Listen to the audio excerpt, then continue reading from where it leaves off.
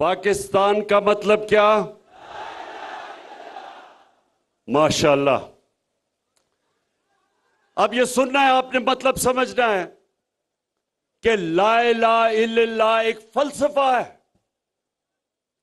जब आप ये दावा करते हैं कि अल्लाह तेरे सिवा और कोई खुदा नहीं, और अगर मैं किसी और खुदा के सामने झुकता हूं, वो बहुत बड़ा गुनाह शिर्क कहलाया जाता है, शिर्क है। तो नौजवानों याद रखें, ला इलाहा इल्लल्लाह इंसान को गैरत देता है। एक गरीब से गरीब इंसान भी होगा, जब वो किसी के सामने झुकेगा नहीं, लोग उसकी इज्जत करेंगे। और बड़ा अमीर तरीन पैसे वाला आदमी जब वो किसी के सामने झुकता है, कोई इज्जत नहीं करता उसकी। तो मेरे नौजवानों,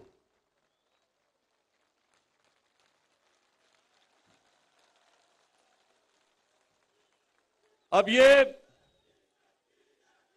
अभी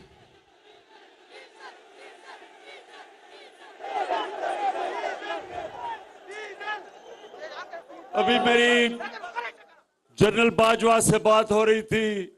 उन्होंने कहा कि इमरान देखें, फजल रहमान को डीजल ना कहना। मैं तो जनरल बाजवा नहीं कह रहा, लेकिन अवाम उसका नाम डीजल रख दिया, अवाम ने उसका नाम। अच्छा, अब सुने सुने, देखें, अभी डीजल के ऊपर बाद में आते हैं। अभी आता हूं। सुने सुने, देखे नौजवानों, मुझे मौका नहीं मिलता आपसे हर रोज बात करने का, तो मैं इस मौके का फायदा उठाते हुए सिर्फ मैं आपको एक चीज समझाना चाहता हूं कि इंसान जब किसी के सामने झुकता है, वो अपनी इज्जत खो बैठता है, गैरत खो बैठता है। और जब एक कौम किसी के सामने झुकती है, उस कौम की कोई इज्जत नहीं करता, उस मुल्क के पासपोर्ट की कोई इज्जत नहीं करता। मेरे नबी सल्लल्लाहु अलैहि वसल्लम, और ये मैं आपको तारीख का वाकया बता रहा हूं, 628 और 629 मेरे नबी सल्लल्लाहु अलैहि वसल्लम ने दो सुपर पावर्स थी वक्त की, एक रोम की सुपर पावर और दूसरा ईरान में सुपर पावर थी। दुनिया उन दोनों सुपर पावर्स के बीच में बटी हुई थी। तो मुसलमान तो थोड़े से थे, अभी मुसलमान थोड़े थे, चंद हजार थे।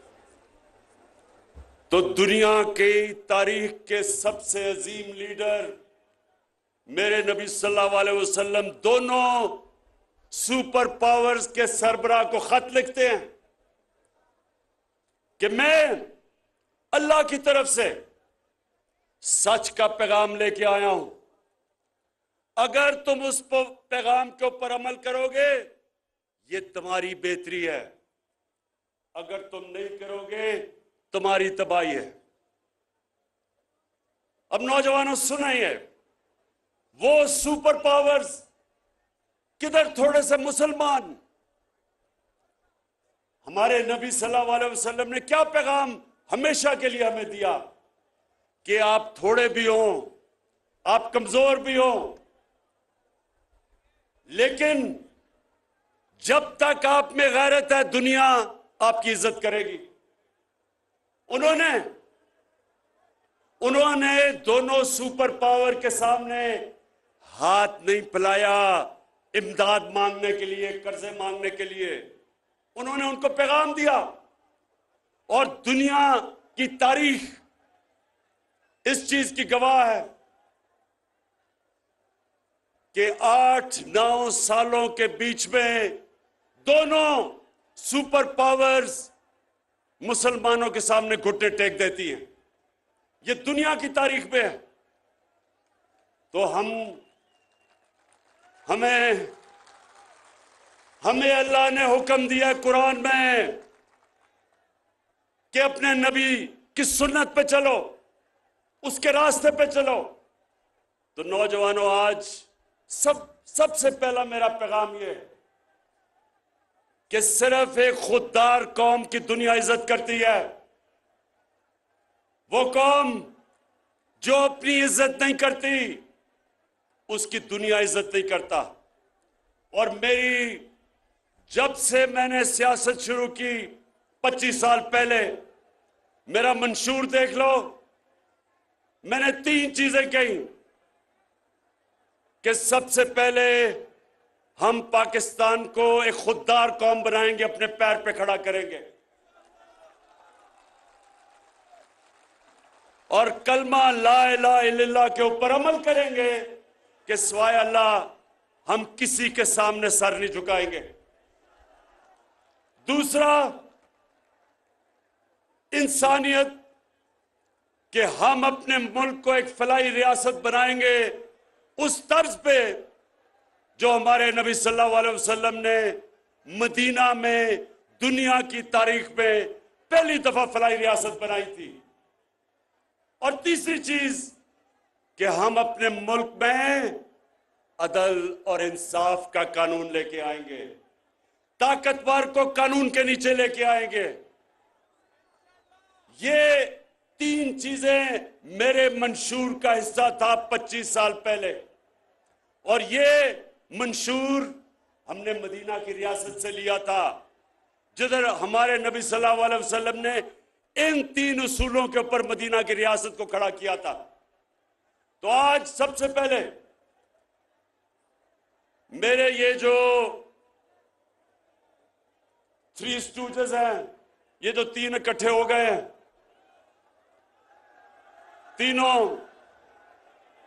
ये तीनों वो लोग हैं जो 30 साल से 35 साल से मुल्क पे हुकूमत कर रहे हैं। अगर आज हमारे हरे पासपोर्ट की दुनिया में इज्जत नहीं, इन तीनों की वजह से, क्योंकि इन्होंने हमारे मुल्क को मकरूज किया। इन्होंने जाके जो भी बड़े बड़ी पावर थी उनके सामने झुके। इनके पिछले 2008 से लेके 2018 तक 400 ड्रोन अटैक हुए पाकिस्तान में। हमारे कबाली इलाके में 400 ड्रोन अटैक हुए, हमारे शहरी मारे गए, हमारी औरतें, बच्चे, बुजुर्ग, बेकसूर लोग मारे गए। ये 2 जरदारी और नवाज शरीफ जो इक्तदार में थे, एक दफा इन्होंने मजम्मत नहीं की, एक दफा इन्होंने ये नहीं कहा कि ये सारे इंटरनेशनल कानून के खिलाफ है कि आप एक मुल्क आपकी मदद कर रहा है, उसी को आप बमबारी कर रहे हैं। और आज मेरे दीर के नौजवानों, ये क्यों नहीं इन्होंने मजम्मत की?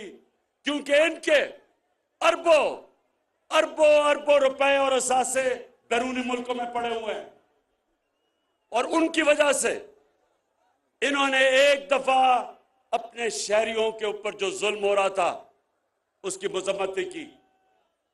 कौन मजम्मत कर रहा था, कौन मुजाहरे कर रहा था?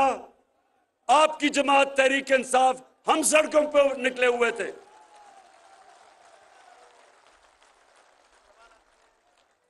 और अभी शाह महमूद कुरैशी ने बात की, हिंदुस्तान से मिसाइल आया। यही हिंदुस्तान जब नवाज शरीफ इक्तदार में था तो नरेंद्र मोदी बार बार पाकिस्तान की फौज को दहशतगर्द कह रहा था, पाकिस्तान के आर्मी चीफ को दहशतगर्दों का सरबराह कह रहा था। एक दफा नवाज शरीफ ने नरेंद्र मोदी के खिलाफ बात नहीं की, बल्कि उसने अपने फॉरेन ऑफिस के स्पोक्समैन को कहा कि तुमने कोई स्टेटमेंट हिंदुस्तान के खिलाफ नहीं देनी। और ये क्यों था? क्योंकि जब इनका पैसा मुल्क से बाहर पड़ा हो, मेरे दीर के नौजवानों ये सुन लो, जिस जमात के भी सरबराह का पैसा मुल्क से बाहर पड़ा हो, वो कभी आजाद फॉरेन पॉलिसी नहीं कर सकता। यानी वो फॉरेन पॉलिसी कभी नहीं बनाएगा जिसमें वो अपने अवाम की हिफाजत करे, उनके हुकूक की हिफाजत करे।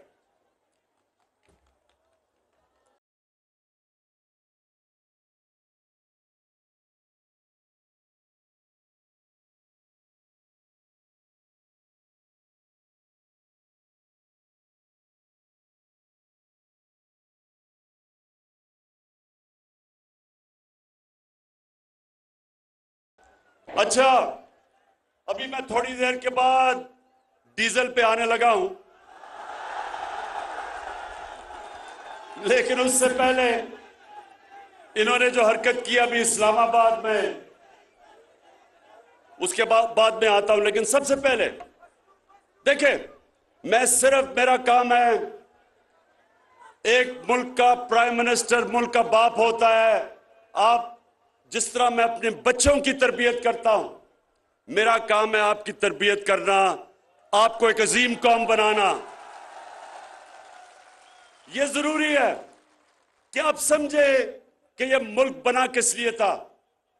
तो ये तब मुल्क जब बनाया गया था तो एक गुलाम हिंदुस्तान में एक आजाद लीडर था जिसका नाम कायदे आजम मोहम्मद अली जिन्ना था। हम उसको लीडर मानते हैं और वो सादिक और अमीन था। वो एक ऐसा लीडर था जो दलेर था, जो उस वक्त अंग्रेज की आंखों में आंखें डाल के बात करता था, और उसने अपनी जान की बाजी लगाई हमें आजादी दिलवाने के लिए। और इंशाअल्लाह हम इस मुल्क को अब उधर लेके जाएंगे। कभी भी ये याद रखे मेरे पाकिस्तान की कौम कि क्योंकि हमारा नस्बुल ऐन जब शुरू किया था, इया कनाबुदु व इय्याका नस्तईन था। कभी मैं ना कभी किसी के सामने झुका हूं और इंशाअल्लाह कभी आपको किसी के सामने झुकने नहीं दूंगा।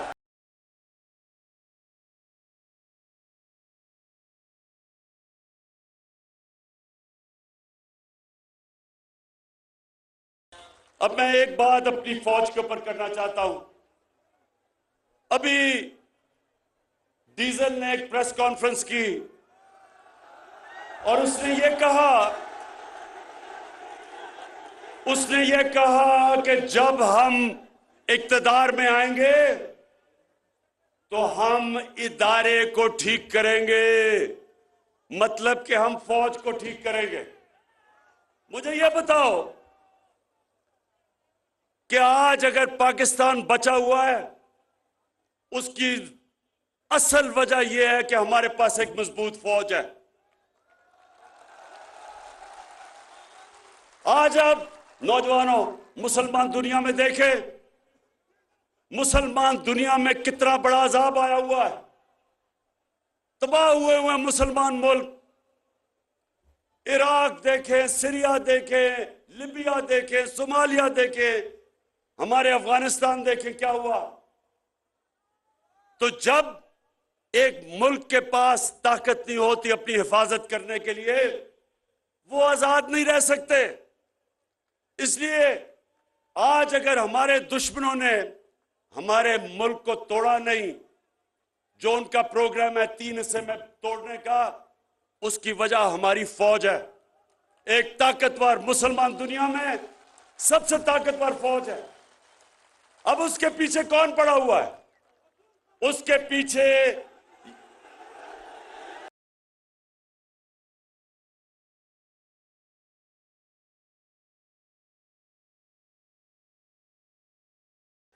पहले तो ये जो डीजल ने कहा है कि हम इदारे को ठीक करेंगे, आप कैसे ठीक करेंगे? आपने तो जिस इदारे को हाथ लगाया है, आप तीनों ने, 3 स्टूजेस ने, आपने सारे इदारे तबाह कर दिए।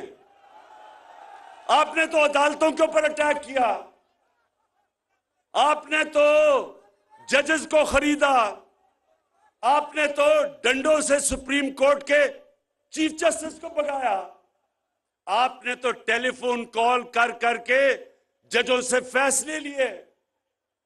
आपने तो मीडिया के ऊपर लिफाफा जर्नलिज्म शुरू की, रिश्वत दी। आपने तो ये जो बाहर बैठा हुआ है इस मुल्क का सबसे बुज़दिल झूठा आदमी, कहते हैं, मुझे ये भी कहते हैं कि जी उसको भगौड़ा ना कहो। इतना वो भगौड़ा भी है और वो झूठा भी है। पहले झूठ बोल के गया कि मुशर्रफ के मैंने कोई 10 साल का कॉन्ट्रैक्ट नहीं किया। अब झूठ बोल के गया है कि जी मेरी तो तबीयत बहुत बुरी है, मैं तो मरने लगा हूं, अगर मैं बरतानिया ना गया तो मैं मर जाऊंगा। तो तब गया तो उसने, सुने जरा, उसने छांगा मांगा की सियासत शुरू की। उसने सियासतदानों की कीमतें लगाई। उस आदमी ने ये लिफाफा सहाफत शुरू की। उस आदमी ने आर्मी चीफ को, आसिफ नवाज जंजुआ को BMW गाड़ी से रिश्वत देने की कोशिश की। तो वो आज फौज को ठीक करेंगे। वो आदमी है जिसने काठमांडू के नेपाल में नरेंद्र मोदी से छुप के मिल रहा था अपनी फौज के खिलाफ, जिसने नरेंद्र मोदी को शादी पे बुलाया जो कि कश्मीरियों के ऊपर जुल्म कर रहा था। क्या वो ठीक करेगा फौज, या वो डीजल जिसने अमेरिकन एम्बेसडर के पास बैठ के कहा, एन पैटरसन के, उसने अमेरिकन एम्बेसडर को कहा कि मैं आपकी खिदमत करने के लिए तैयार हूं, मुझे भी एक मौका दे दो। और या वो आसिफ जरदारी पाकिस्तानी फौज को ठीक करेगा। मुल्क की सबसे बड़ी बीमारी उसने, आसिफ जरदारी ने, सुने जरा, आसिफ जरदारी ने एक मेमो गेट हुआ था, अमेरिकनों को खत लिखता है कि जी मुझे अपनी फौज से बचा लो। क्या वो फौज को ठीक करेगा, या वो छोटा शोबा शरीफ? अब ये शहबाज शरीफ कहता कि इमरान खान ने बड़ा गलत किया कि वो यूरोपियन यूनियन को उसने उनकी मजम्मत की। शहबाज शरीफ, तुम ये जो टाई कमीज और सूट पहन के अंग्रेजी बोल के तुम समझते हो कि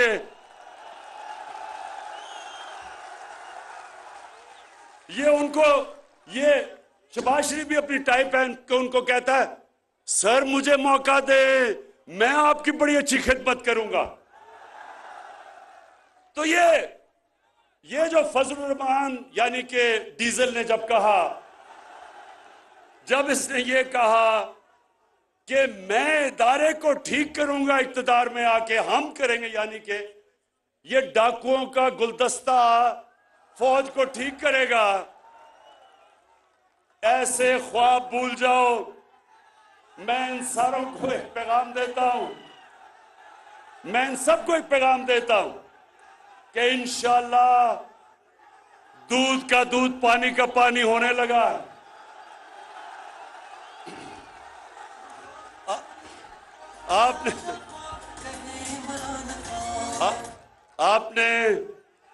आपने वो किया जो कप्तान अल्लाह से दुआ कर रहा था कि अल्लाह ये अज़्म एतमाद मेरे पे करें।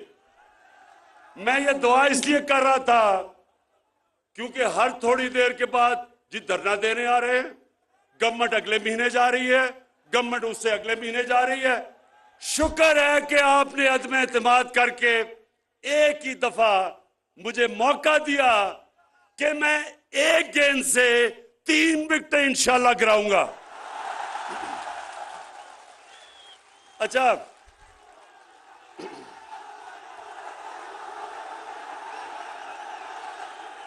और इंशाल्लाह एक दिन पहले अपने दिमाग से ये सारी कौम देखेगी, डी चौक में इंसानों का समुंदर होगा इस्लामाबाद में।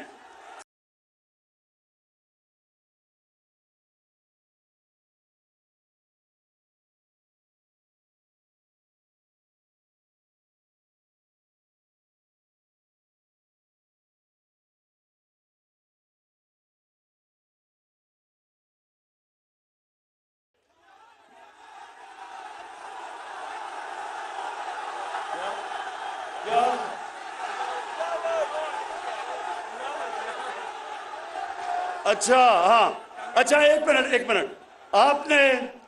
आपने वो सोशल मीडिया पे देखा है? एक मिनट, एक मिनट, सुन ले मैं क्या कहने लगा हूं। नवाज शरीफ बैठा हुआ है अमेरिका के सदर के साथ, हाथ में उसने पर्ची पकड़ी हुई है और उसकी कांपे टांग रही हैं। पर्ची पकड़ के वो घबराया हुआ बैठा है कि उसका आका नाराज ना हो जाए। कहीं नाराज हो गया तो उसका सारा पैसा इतनी मेहनत से जो चोरी किया हुआ है बार वो ना कहीं पकड़ा जाए। तो अब मैं वो बिलावल बच्चे की क्या बात करूं।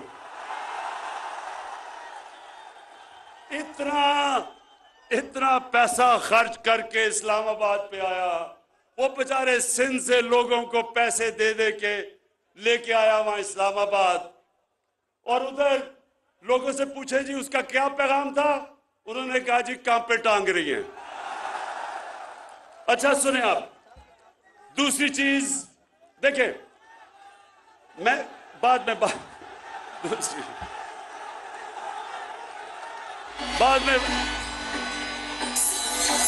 अच्छा, ये इंशाल्लाह ये जब तक बिलावल सियासत छोड़ेगा तो नए अल्फाज निकलाएंगे, जिस तरह कांपे टांग रही है, चीनी उग रहा है, और एक और वो क्या बारिश आता है। तो इंशाल्लाह ये सारी चीजें, क्योंकि जब आप एक लीडर को जबरदस्ती बनाने की कोशिश करें, क्योंकि जनाब उसके नाना साहब लीडर थे तो उसको भी आपने बनाया, यही होता है, फिर कांपे टांगती हैं। अच्छा जी सुने जरा, दूसरी चीज बाद में दूसरी चीज नौजवानों, मेरी जो सबसे ज्यादा कोशिश है, पहले सुन ले बाद में आऊंगा, सबसे ज्यादा कोशिश है कि मदीना के रियासत के तर्ज पे पाकिस्तान को एक फलाई रियासत बनाऊं, और मुझे अल्लाह का करम है कि उस रास्ते पे हम निकल गए हैं। नौजवानों, आपके यहां से दीर से बड़े लोग बाहर काम करते हैं, उनसे कभी पूछे कि कोई दुनिया में इस वक्त मुल्क है जिधर हर खानदान के पास 10 लाख रुपए की हेल्थ इंश्योरेंस है, किसी भी अस्पताल में जाके अपना इलाज करवाएं? एक मुल्क बता दें। ये इंशाल्लाह दुनिया के लिए पाकिस्तान एक मिसाल बनेगा। हमारे पास अभी वसाइल नहीं है, अभी पैसे नहीं है, अभी तो टैक्स इकट्ठा होना शुरू हुआ है, लेकिन अभी से हमने वो कदम उठाया है जो अमीर तरीन मुल्क भी नहीं कर सकते, कि हर अपने खानदान को आप 10 लाख रुपए की हेल्थ इंश्योरेंस दें, किसी भी अस्पताल में जाके इलाज करवा सके।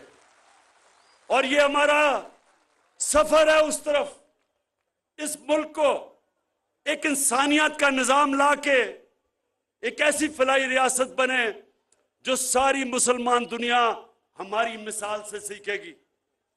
हमने नौजवानों, कामयाब पाकिस्तान में 20 लाख गरीब खानदानों के लिए 5 लाख रुपए का कर्जा सूद के बगैर, 20 लाख रुपया घर के लिए सूद के बगैर कर्जा, और एक जगह टेक्निकल एजुकेशन, और जो किसान वो अपनी जमीन पे पैसे लगाना चाहता है उसके लिए भी हमने 5 लाख सूद के बगैर कर्जा रखा है।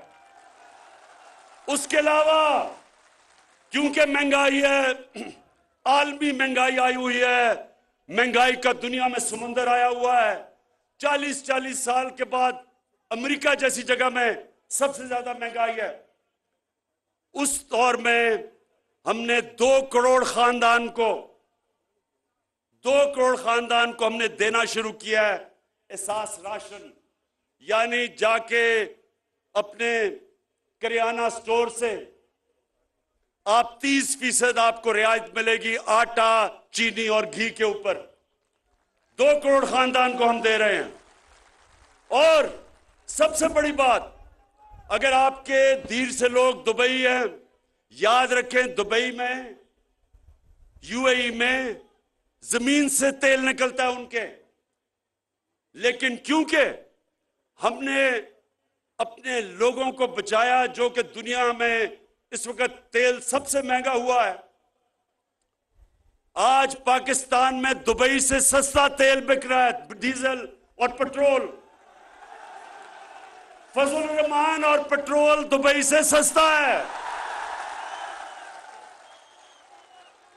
फजल रहमान को मैं चाहूंगा जरा कभी किसी पेट्रोल पंप पे जाके खुद ही चेक कर ले कि डीजल की कीमत क्या है।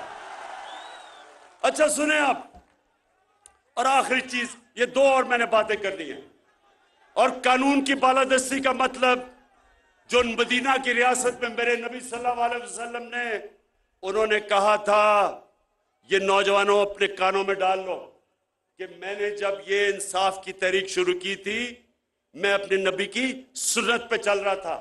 उन्होंने कहा था कि जिस माशरे में इंसाफ नहीं, जिस माशरे में इंसाफ नहीं, और इंसाफ का मतलब कि कमजोर और ताकतवर के लिए कानून, उन्होंने कहा तुम्हारे से पहले बड़ी कौमें तबाह हुई, जिधर जब ताकतवर डाकू चोरी करता था तो उसको सजा नहीं मिलती थी, सिर्फ जब कमजोर गरीब चोर जब चोरी करता था उसको जेल में जब डालते हो कौम तबाह हो जाती है।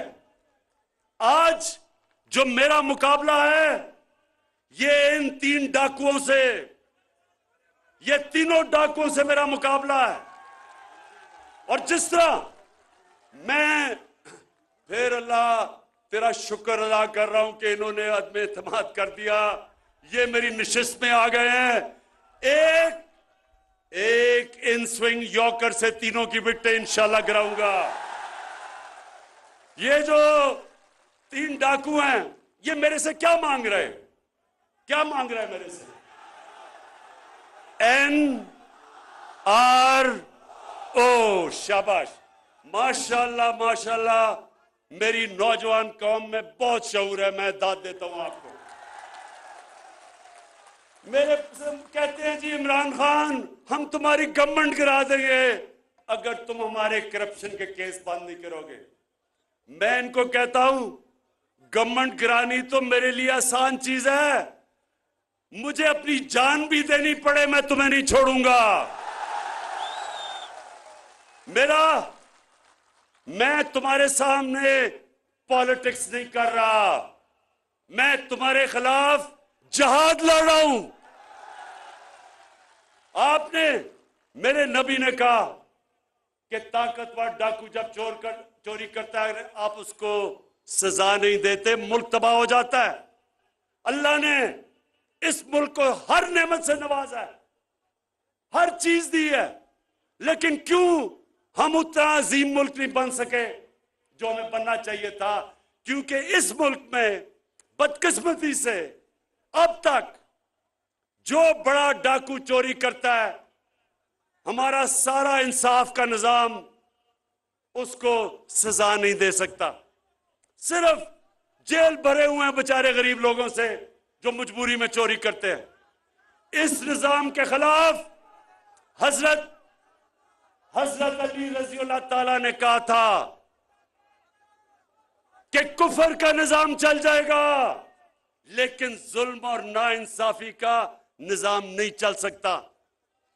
इंशाअल्लाह मैं अपने अल्लाह के सामने वादा करके आया था कि अल्लाह जब तक मेरे में जान है मैं इस मुल्क में इंसाफ की जंग लड़ूंगा। ये जो डाकुओं का टोला इकट्ठा हो गया है अब इनकी तीनों की शक्लें तो जरा पहले देखें। एक तरफ खतरनाक डीजल,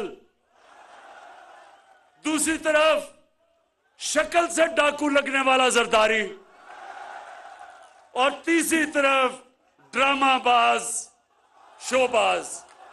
अब ये तीन चूहे निकले हैं मेरा शिकार करने के लिए, और इंशाल्लाह इनका शिकार होगा जल्दी। अच्छा, आखिर में नौजवानों, अच्छा अभी आता हूं। अच्छा,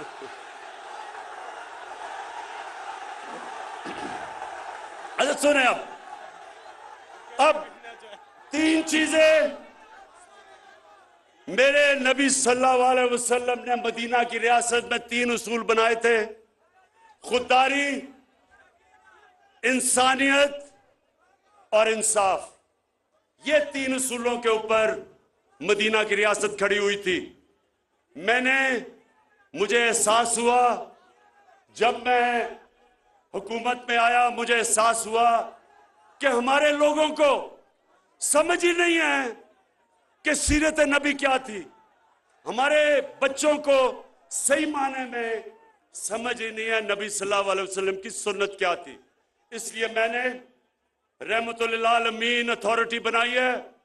स्कूल के बच्चों के अंदर हम सीरत की क्लासेस देंगे, हम इनकी यूनिवर्सिटीज में रिसर्च करवाएंगे, हम इनको टीवी पे प्रोग्राम्स करेंगे, ताकि मेरे नौजवानों को पता चले कि सीरत नबी क्या है। तीन चीजें, क्योंकि ये याद रखें, जब अल्लाह कहता है कि नबी की सुन्नत पे चलो, वो हमारी बेहतरी के लिए कहता है। नबी को अल्लाह ने खिताब रहमतुल आलमीन का दिया है। सब इंसानों के लिए हमारा नबी रहमत लेके आया था। तो जो भी इंसानी माशरा हमारे नबी के पैगाम पे चलेगा, वो ऊपर आ जाएगा। अब मैं आखिरी जब आपको बात समझाने लगा हूं, ये गौर से सुने। तीन चीजें हमारी जिम्मेदारी रियासत की, एक जिसके ऊपर मदीना की रियासत खड़ी हुई थी, वो आपकी जिम्मेदारी है, और वो कुरान की आयत है, अमर बिल मारूफ व नही अनिल मुनकर। इसका मतलब क्या है? अल्लाह हमें हुक्म करता है, नौजवानों, अल्लाह हमें हुक्म करता है कि तुम, कुरान की पूरी आयत है कि तुम्हें मैंने सबसे अजीम कौम बनाया। तुम अच्छाई के साथ खड़े होते हो, अच्छाई के लिए जिहाद करते हो, और बुराई के खिलाफ खड़े होते हो, और बुराई के खिलाफ जिहाद करते हो। यानी कि जब अच्छा बुरा होता है तो अल्लाह ने हमें इजाजत ही नहीं दी कि हम न्यूट्रल हो जाएं। जानवर न्यूट्रल होता है, जानवर में अच्छे बुरे की तमीज नहीं होती।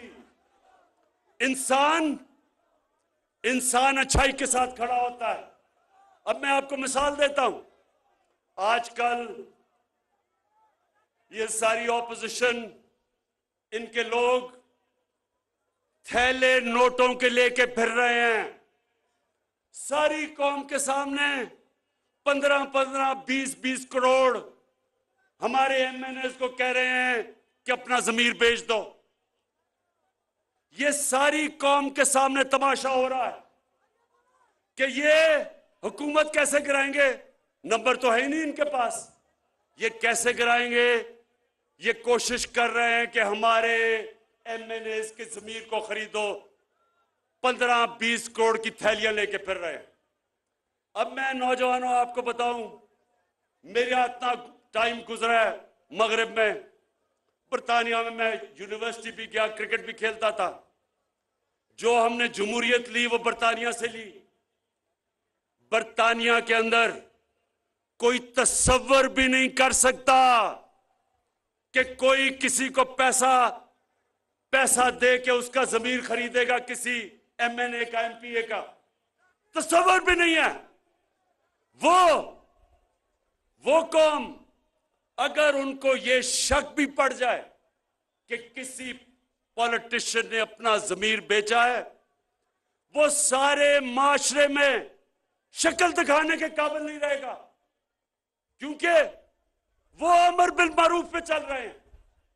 हमारे मुल्क की बदकिस्मती देखो कि इन चोरों ने या इस मुल्क में 35 साल हुकूमत करके हमें अच्छे और बुरे की तमीज खत्म कर दी है।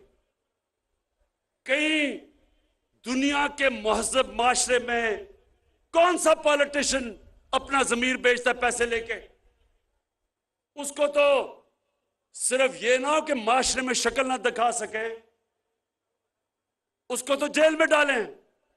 सेनेट का इलेक्शन हुआ, यूसुफ रजा गिलानी का बेटा एक तहरीक इंसाफ के मेंबर को पैसे देता हुआ उसकी वीडियो आ गई।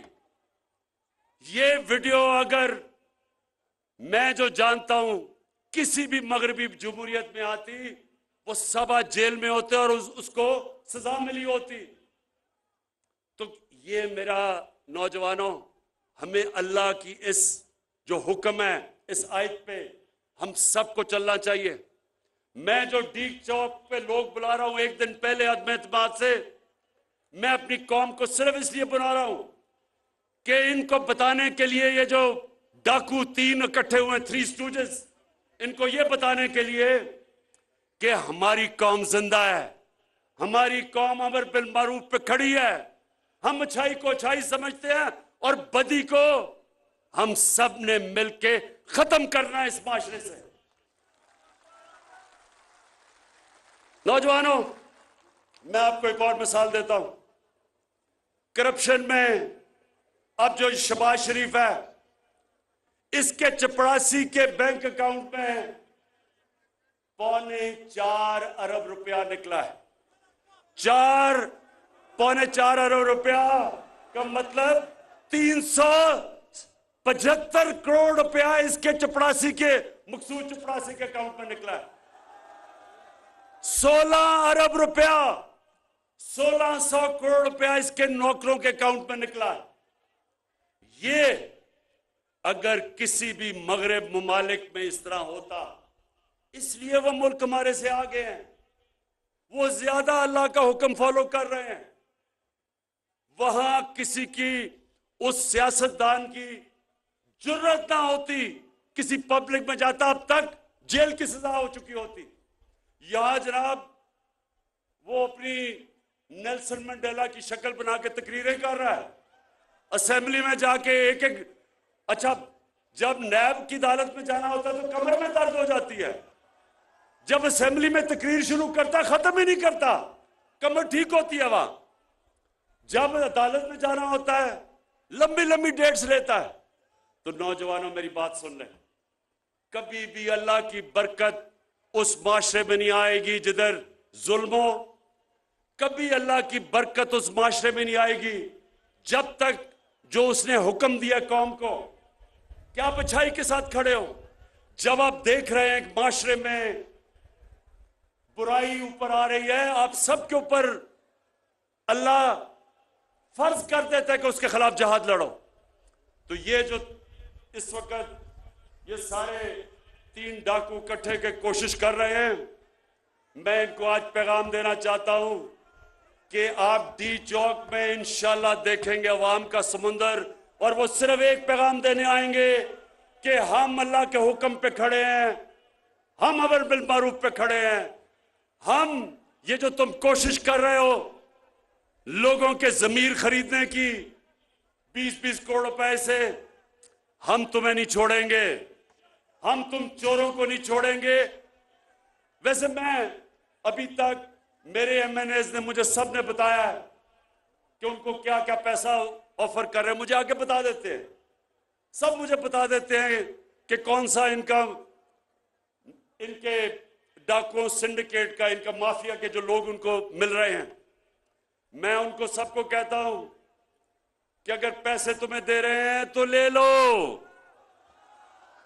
पैसे दे रहे हैं रख लो, 20 करोड़ रुपया अगर दे रहे हैं रख लो, कोई यतीम खाना खोल देना, कोई लंगर खाना खोल देना, कोई गरीबों की मदद कर देना, कोई स्कूल खोल देना, क्योंकि ये हराम का पैसा है, ले लो इनसे, लेकिन कभी अपना जमीर ना बेचना, क्योंकि इज्जत जिल्लत देने वाला खुदा है, रिस्क देने वाला खुदा है। जो भी अपना जमीर बेचता है, ऊपर वाला उसे कभी माफ नहीं करता। मैं आखिर में दीर के लोगों, जिस तरह का आज आपने शानदार इस्तकबाल किया है, दिल से आपका मैं शुक्रिया अदा कर रहा हूं। जो आपने शऊर दिया है, मैं आपको आज खराजे तहसीन पेश करता हूं, जिस तरह का आप में शऊर है। और इंशाअल्लाह ये जब अब आप सब देखेंगे कि ये जो मैच होगा पार्लियामेंट के अंदर अदम इत्तेमाद का, आप देखेंगे कि वो मैच जब आपका कप्तान जीतेगा तो तब मैं इन डाकुओं से क्या करता हूं। पाकिस्तान जिंदाबाद।